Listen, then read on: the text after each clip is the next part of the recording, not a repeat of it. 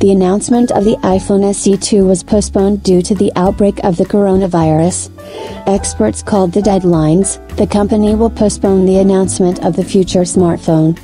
It's no secret that Apple plans to release a new low-cost iPhone based on iPhone 8, but with updated internal components.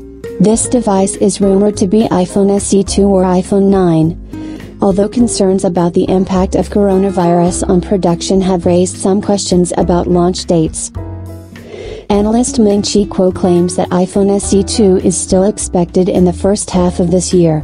If earlier insiders predicted the exact release date, March 31st, now Apple will release a new product in April this year. Unsurprisingly, iPhone SE2 will not include a 7P lens, since Phone 8 includes a 6P rear camera lens. As Apple seeks to keep prices low for the new phones, corporations will have to use budget details that were previously installed on older models, like the iPhone 8. Be sure to subscribe to our channel so as not to miss the most interesting.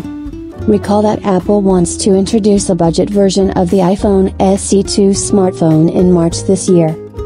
Judging by reports, the novelty will be presented on March 31st, so the announcement is just around the corner.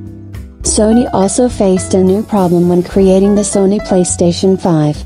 It is reported that the price will be high enough for the console, especially when compared with its predecessor.